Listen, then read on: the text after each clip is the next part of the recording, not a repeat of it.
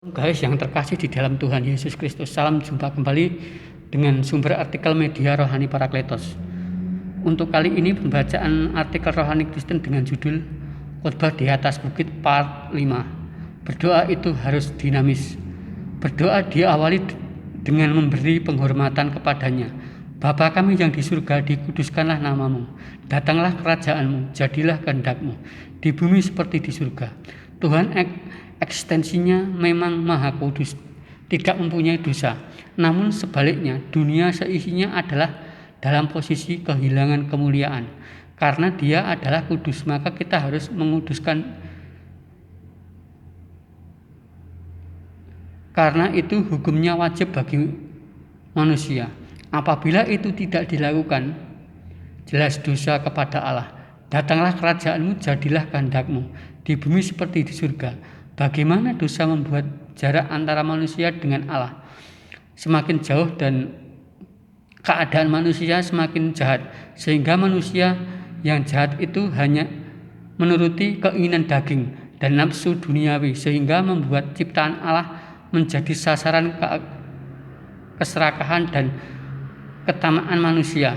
Eksploitasi besar-besaran atas sumber alam yang menyebabkan ekosistem tidak lagi dinamis, sehingga bencana alam mulai dari gempa tektonik, gempa vulkanik, tanah longsor, banjir, dan lain-lain. Bumi tidak ada lagi kedamaian, yang ada hanya permusuhan dan pertikaian antar sesama manusia yang merebutkan kekuasaan dan harta benda. Maka dari itu datanglah kerajaanmu, jadilah kehendakmu di bumi seperti di surga. Kehadiran kita para pengikut Kristus sebenarnya untuk mendinamiskan dunia seisinya dan membawa Shalom Allah di bumi, sehingga situasi dunia seperti di surga. Berikanlah pada hari ini makanan kami yang secukupnya. Makanan adalah salah satu kebutuhan pokok manusia yang harus dan wajib dipenuhi, karena apabila tidak dipenuhi pasti akan mengalami kematian. Mengapa dalam pengajaran doa Bapa kami ini ia tidak berkata, berikanlah pada hari ini makanan kami yang secukupnya, tidak berkata berikanlah minggu ini, bulan ini, tahun ini yang secukupnya. Hal ini berkaitan dengan komunikasi antara manusia dengan Tuhan. Dengan hanya memberi makan setiap hari, manusia akan selalu berusaha untuk ora et labora, berdoa dan bekerja dalam memenuhi kehidupannya. Dengan makanan dari Tuhan setiap hari, ia senantiasa menjaga harmonisasi antara berdoa dan bekerja. Dengan hanya diberi makan setiap hari, bertujuan supaya manusia tidak serakah dan menerima dengan apa yang telah diberikan Tuhan kepada kita. Hal ini ada benang merahnya dengan kasih dan memberi kepada orang yang membutuhkan akan makanan seperti kita. Oleh sebab itu makanan sehari cukuplah untuk sehari. Manusia belajar bersyukur kepada Allah, dan manusia harus menyadari bahwa ia tidak bisa hidup tanpa campur tangannya. Dan ampunilah kami akan kesalahan kami seperti kami juga mengampuni orang yang bersalah kepada kami. Sebagaimana orang yang berdosa meminta pengampunan adalah sesuatu yang wajar, karena tanpa pengampunan hidup kita menjadi sia-sia, karena ujungnya menuju maut. Begitu juga sebaliknya, dengan pengampunan yang kita terima dari Tuhan membawa dampak yang luar biasa bagi keberlangsungan hidup, khususnya berhubungan dengan hari-hari yang kita lalui.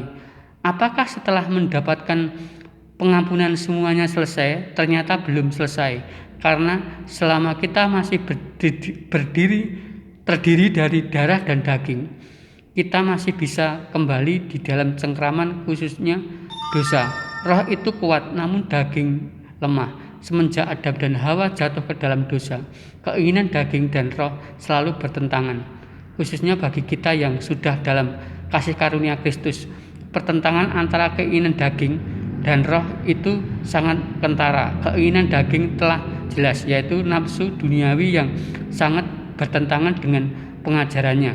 Sedangkan hidup menurut roh tentunya hidup yang berbuah kasih, sukacita,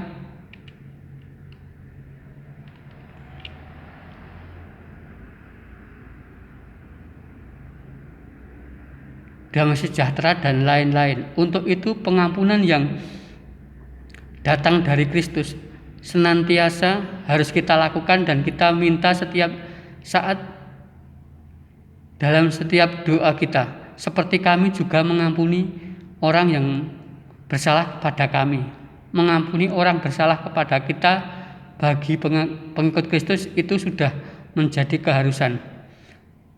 Bahkan dia lebih tegas lagi bahwa harus mengampuni seorang atau banyak orang yang menjadi musuh kita.